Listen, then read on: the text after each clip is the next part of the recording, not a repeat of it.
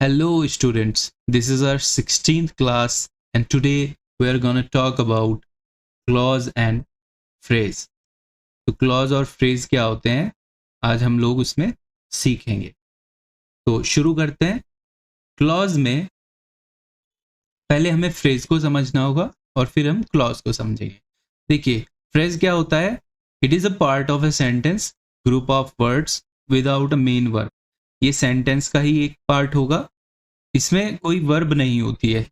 शब्दों का समूह तो जरूर होगा, दो या दो से ज्यादा वर्ड्स इसके अंदर होंगे, बट ये क्या है, वर्ब नहीं होगी इसके पास. ये बिना मेन वर्ब के होगा.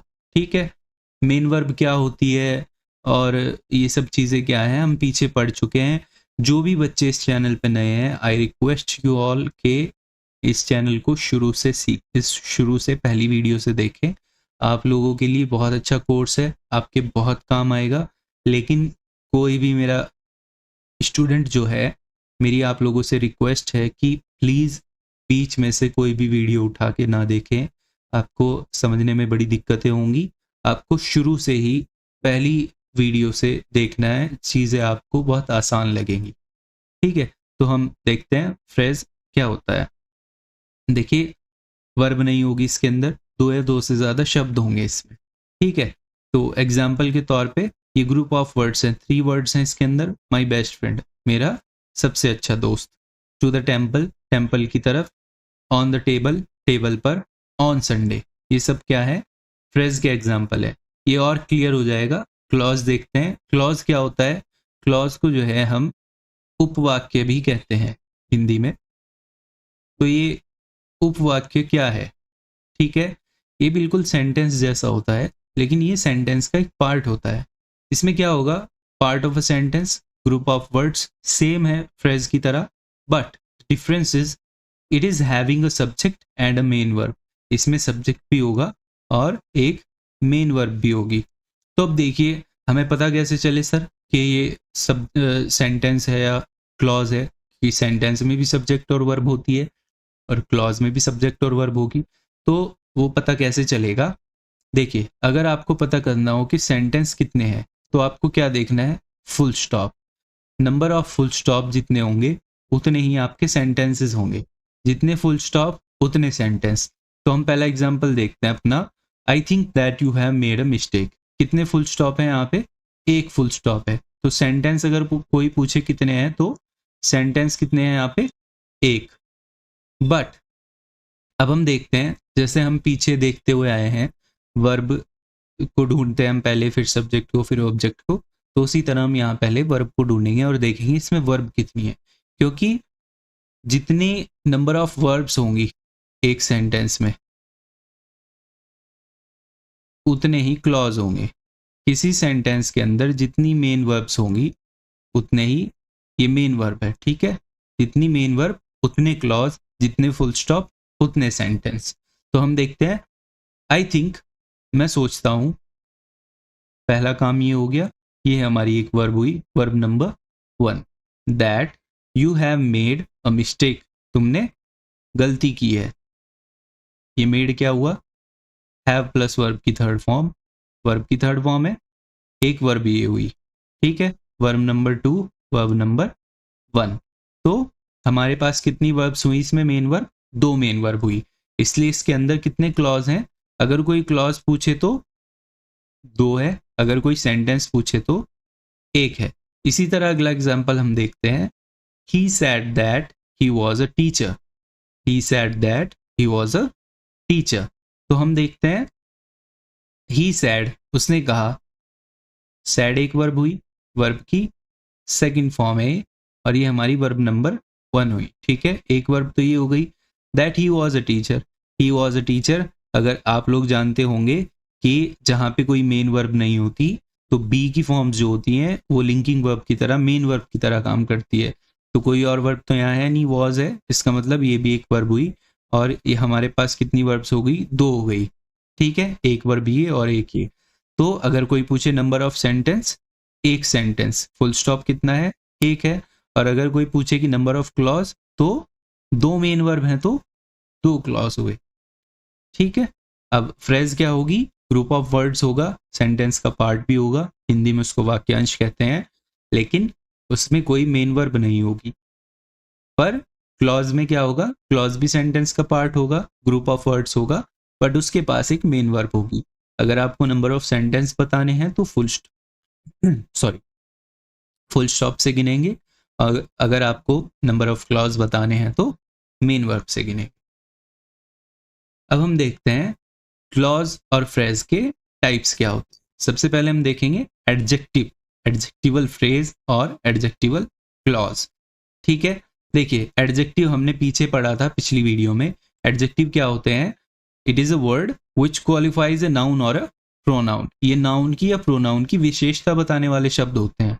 ठीक है, अब एक शब्द होगा, अगर सिंगल वर्ड है तो वो एडजेक्टिव कहलाएगा। बट एडजेक्टिवल फ्रेज क्या होगी, if a phrase qualifies a noun और प्रोनाउन।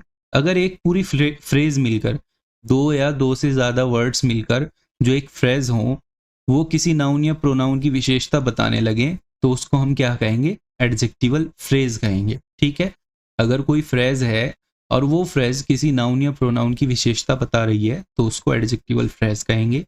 एडजेक्टिवल क्लॉज, अगर कोई क्लॉज, कोई एक क्लॉज किसी नाउन या प्रोनाउन की विशेषता बताने लगे तो उसको एडजेक्टिवल क्लॉज कहेंगे। एग्जाम्पल से समझते हैं। हमारा एक एग्जाम्पल यहाँ पे लिखा हुआ है, the handsome boy works in a factory. ठीक है, हम इसमें देखते हैं द हैंडसम बॉय, बॉय यानी लड़का, नाम हुआ, ये हमारा क्या हुआ, नाउन। ठीक है, नाउन प्रोनाउन क्या होते हैं, एडजेक्टिव क्या होते हैं, ये पिछली वीडियो में हम देख चुके हैं, समझ चुके हैं। अगर कोई बच्चा नया है तो प्लीज दोबारा से वीडियो देख लीजिए, तभी आपको ये चीजें अच्छी तरह समझ में आएगी। तो ये हमारा हुआ नाउन बॉय। वर्क्स काम हो रहा है, हमारी वर्ब हुई। ठीक है, अब हम देखते हैं इन क्या हुआ, प्रीपोजिशन बताया था पिछली वीडियो में, और ये फैक्ट्री क्या होगा, प्रीपोजिशन का ऑब्जेक्ट होगा। ठीक है, अब ये क्या है, द हैंडसम। हैंडसम क्या है, लड़का। कौन है हैंडसम, लड़का। तो इस हैंडसम वर्ड ने किसकी विशेषता बताई, लड़के की। और लड़के की विशेषता यानी नाउन की विशेषता, और नाउन की विशेषता बताने वाले शब्द एडजेक्टिव। ये हैंडसम हमारा एडजेक्टिव हुआ। ठीक है, अब हम देखते हैं अगला सेंटेंस, एडजेक्टिवल फ्रेज का example. The boy in the green shirt works in a land mine. The boy वो लड़का, कौन सा लड़का, द बॉय लड़का, क्या हुआ, noun. In the green shirt, ये पूरा का पूरा जो है हमारा, कितने वर्ड हैं, 4 वर्ड हैं, ये एक फ्रेज है। In the green shirt, Hari shirt में, वो जो लड़का है ना हरी शर्ट में, works in a land mine, वो कहाँ काम करता है, लैंड माइन में काम करता है वो। तो ये जो हमारे 4 वर्ड हुए, ये क्या है, ये एक फ्रेज है। और इस फ्रेज ने किसकी विशेषता बताई, the boy in the green shirt. Green shirt में कौन है, ग्रीन शर्ट में वो लड़का। तो ये ग्रीन शर्ट किसकी विशेषता बता रहा है, लड़के की। ठीक है, तो the boy in the green shirt, वो लड़का जो हरी शर्ट पहने हुए खड़ा हुआ है, यानी इन द ग्रीन शर्ट ने बॉय की विशेषता बता दी। और बॉय क्या है, नाउन। और नाउन की विशेषता बताने वाले फ्रेज क्या कहलाएंगे, एडजेक्टिवल फ्रेज। ये एडजेक्टिवल फ्रेज का एग्जांपल हुआ। अगला एग्जांपल देखते हैं, the boy who is counting the money works in a business firm. वो लड़का, कौन सा लड़का, who is counting the money, जो पैसा गिन रहा है खड़ा हुआ, कहाँ काम करता है, एक बिजनेस फर्म में काम करता है। कौन सा लड़का, वो लड़का जो पैसे गिन रहा है खड़ा हुआ, वो कहाँ काम करता है, बिजनेस फर्म में। अब ये who is counting the money, कौन गिन रहा है पैसा, ये लड़का गिन रहा है। इन शब्दों ने, ये जो ग्रुप है, इसने किसकी विशेषता बताई, लड़के की। लड़का नाउन है, यानी कि एडजेक्टिव होगा। अब ये एडजेक्टिव फ्रेज है या क्लॉज है, हम देखते हैं। हमारे पास क्या है, मेन वर्ब है, काउंटिंग वर्ब की ING form, be plus verb की आईएनजी फॉर्म, कौन सा टेंस होता है, कॉन्टिन्यूअस। ठीक है, तो वो लड़का जो पैसे गिन रहा है, यानी वर्ब आ गई। यानी कि इसमें कितने क्लॉज हुए, ये दूसरा क्या है, वर्ब, वर्क। 2 वर्ब हैं इसके अंदर, एक वर्ब येरी और एक येरी, यानी कि इसके अंदर सेंटेंस कितने हुए, फुल स्टॉप एक है तो सेंटेंस एक हुआ। क्लॉज कितने हुए, 2 क्लॉज, क्योंकि 2 मेन वर्ब है हमारे पास। अब हम देखते हैं कि ये जो पूरा का पूरा क्लॉज है, ये जो एक क्लॉज है, इसने किसकी विशेषता बताई, इस लड़के की। Who is counting the money, कौन गिन रहा है पैसा, वो लड़का। तो ये किसकी विशेषता हुई, लड़के की। तो ये क्या हो गया, ये आपका एडजेक्टिवल क्लॉज हो गया। ठीक है, आगे देखते हैं।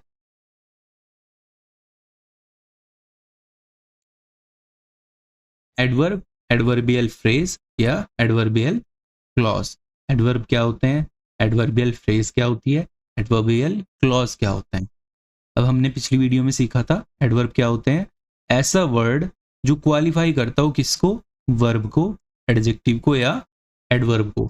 या तो वर्ब को क्वालिफाई करता हो, या एडजेक्टिव को क्वालिफाई करता हो, या अपने आप को एडवर्ब को क्वालिफाई करता हो। अब हम देखेंगे अगर कोई फ्रेज एडवर्ब की तरह काम कर जाए तो उसको क्या कहेंगे, एडवर्बियल फ्रेज कहेंगे। यानी कोई फ्रेज किसी वर्ब को, एडजेक्टिव को या अपने आप को क्वालिफाई करे तो उसको एडवर्बियल फ्रेज कहेंगे। अब एडवर्बियल क्लॉज क्या होगा, एडवर्बियल क्लॉज में अगर कोई क्लॉज किसी एडवर्ब की तरह काम कर दे तो उसको क्या कहेंगे, एडवर्बियल क्लॉज कहेंगे। ठीक है, एग्जाम्पल से समझते हैं। पहला सेंटेंस है रोहल विल मीट मी टुमारो, रोहल मुझसे कल मिलेगा। ठीक है, अब ये मीट क्या हुई आपकी, वर्ब। रोहन क्या हुआ, नाउन जो कि सब्जेक्ट की तरह काम कर रहा है। मी यानी मुझसे, ये क्या हुआ आपका, ऑब्जेक्ट। ठीक है, जो कि एक प्रोनाउन है। अब ये टुमारो, कल मिलेगा, कब मिलेगा, कल मिलेगा। तो इसने इस वर्ब को क्वालिफाई किया, इसलिए ये क्या कहलाएगा, एडवर्ब कहलाएगा। ठीक है, दूसरा सेंटेंस देखते हैं। Rohal will meet me on Sunday, Rohan कब मिलेगा, ऑन संडे। कब मिलेगा, ऑन संडे। तो इस ऑन संडे ने किसको क्वालिफाई किया, मिलने को, वर्ब को। तो ये ऑन संडे क्या हो गया, दो शब्दों से बना है, मेन वर्ब नहीं है, यानी कि ये एक फ्रेज है। और कौन सी फ्रेज है, वर्ब को क्वालिफाई करने वाली एडवर्बियल फ्रेज। तीसरा एग्जांपल देखते हैं। Rohan will meet me when he reaches Delhi, Rohan मुझसे मिलेगा, कब मिलेगा, जब वो दिल्ली पहुंच जाएगा। कब मिलेगा, जब वो दिल्ली पहुंच जाएगा। अब देखिए, Rohal will meet, will plus verb की फर्स्ट फॉर्म, फ्यूचर इंडेफिनिट। कब, when he reaches Delhi, reaches verb की फर्स्ट फॉर्म प्लस SEIES। यानी कि कितनी वर्ब हुई इसके अंदर, दो मेन वर्ब हुई। कितने क्लॉज हुए, दो क्लॉज हुए। सेंटेंस कितने हुए, एक सेंटेंस हुआ। कितने फुल स्टॉप है, एक है। तो सेंटेंस एक, क्लॉज दो। और इस वाले क्लॉज ने व्हेन ही रीचेस दिल्ली, जब वो दिल्ली पहुंचेगा। कब मिलेगा, जब वो दिल्ली पहुंचेगा। तो इसने इस वर्ब को क्वालिफाई किया, पूरे के पूरे ने मिलकर। तो ये क्या कहलाएगी, एडवर्बियल क्लॉज। ये क्या हो गया आपका, एडवर्बियल क्लॉज। अब हम देखते हैं अगला हमारा जो टॉपिक है वो है नाउन फ्रेज। अब नाउन फ्रेज क्या होती है, देखिए पीछे मैंने आपको बताया था कि नाउन और प्रोनाउन जो होते हैं वो वर्ब, इनके बहुत सारे काम होते हैं। इनमें से एक काम होता है वर्ब का सब्जेक्ट या सेंटेंस का सब्जेक्ट या ऑब्जेक्ट बनना भी इनका एक काम होता है। तो अब हम देखते हैं, पहला सेंटेंस है आई नो अमन। देखिए सेम वही सीन है जो एडजेक्टिवल क्लॉज और फ्रेज में था, एडवर्बियल क्लॉज और फ्रेज में था, वही नाउन क्लॉज और फ्रेज में है। अगर कोई फ्रेज नाउन की तरह काम कर दे तो उसको नाउन फ्रेज कहेंगे।